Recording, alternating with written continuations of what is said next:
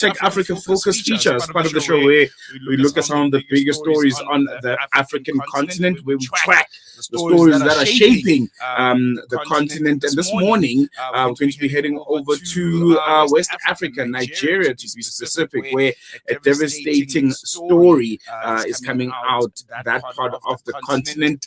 Dozens and hundreds are possibly dead. This is after those attacks on a Nigerian market, and we're going to be unpacking everything that you need to know regarding that. There was an airstrike that hit a very, very busy village market in the country's northeast. The strike, which reportedly targeted jihadist fighters linked to Boko Haram or ISWAP, instead appears to have struck civilian traders. It hit families, just ordinary people going about their day, going about their business. And what makes this even more concerning, at least for me, is the fact that this is not an isolated incident. Nigeria's military has faced a repeated accusation of deadly misfires, if you can call it that, with hundreds of civilians killed in similar air operations over the years. So it raises very, very serious questions about Nigeria's intelligence, about accountability, and whether this war on terror, can we ultimately see an end of it? Can we see a time where the Nigerian government can confidently say, we've made it, and these are the results, and civilians in Nigeria stop living in fear? And we're going to be bringing in Nigerian-based international relations expert, Dr. Mukhtar Imam, who's going to be giving us a bit more insight on that. Dr. Imam, assalamu alaikum. Jazakallah so much for joining us. Welcome to News and Views. Wa alaikum salam. My pleasure. Good morning. And I think we'll jump right into it for our listeners who haven't quite gotten the story yet of that airstrike that happened in the Nigerian market. If you could give us more insight on that, where exactly did this happen, and the consequences of it, I think most importantly. Once again, thank you very much. So this was an airstrike carried out by the Nigerian military on a very popular, densely populated market in Maiduguri, the capital of Borno State. And it's a market, of course, that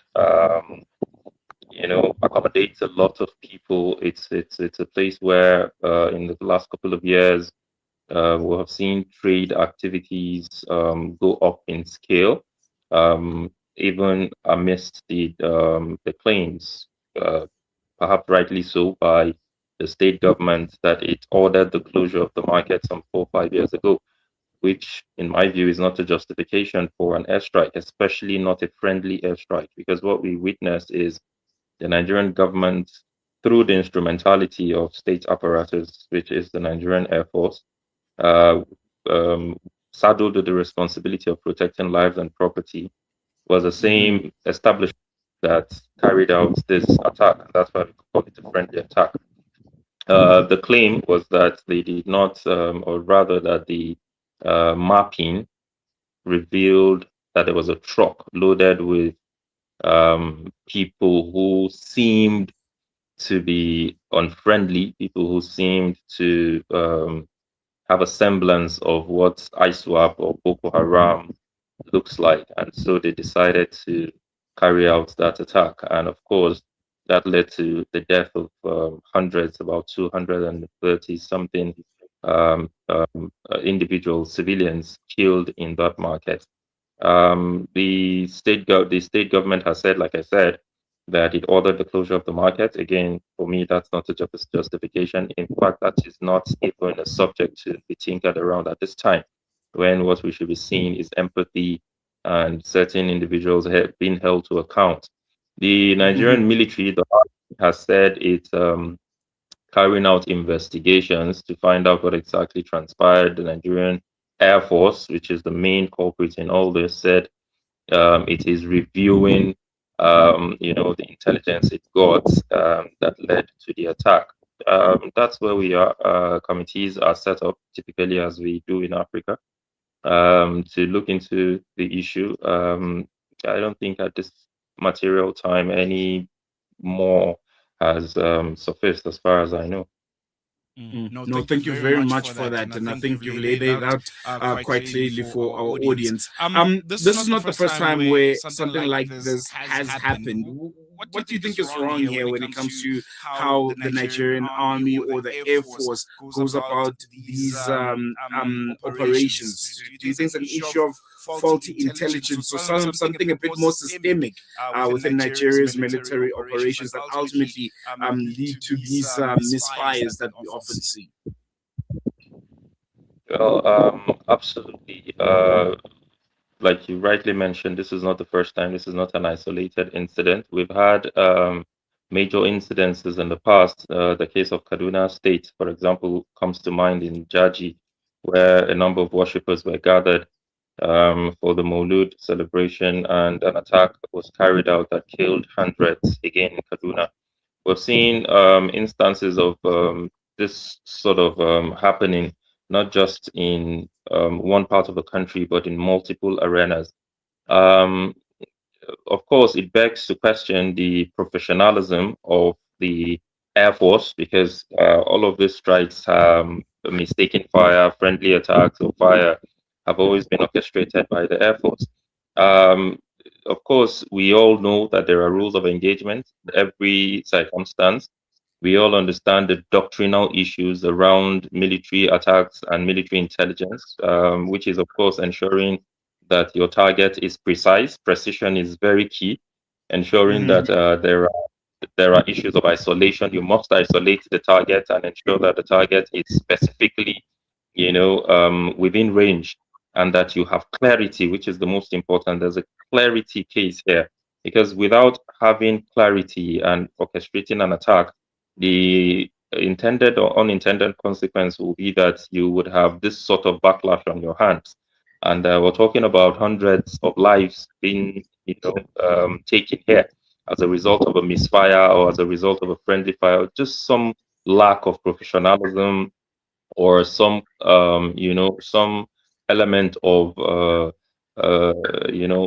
the lack of proper intelligence. And this begs to question, or calls to question, is intelligence suboptimal to policy? Is intelligence, should intelligence, work pari passu actions or policies or intended, or targets and so on and so forth? But what we're witnessing is, it appears nobody takes intelligence seriously. If they do, then it means the intelligence that was offered was certainly faulty. And there's a need to review that. If it happens once, it's a coincidence. If it happens twice, it's a mistake. A third time, I think a lot of questions will have to be answered. And this is where we are. So, and this is something that has become a recurring decimal around here. So there's a need to ensure that within the hierarchy, within the army, the air force itself, there's a need for proper checks. There's a need for proper understanding of the situation. I do not want to cast aspersions. Investigations are still ongoing. Nonetheless, I think there's a clear lack of professionalism or a faulty intelligence somewhere here. Another element which has been quite concerning for me is the fact that we are seeing conflicting death tolls. I think I was doing my research a bit, trying to understand exactly what happened and how many people unfortunately lost their lives there. But there seems to be conflicting numbers that are coming out. Some say dozens, others are saying possibly 100 or even 200. Why is it so difficult to get accurate figures in an incident like this one?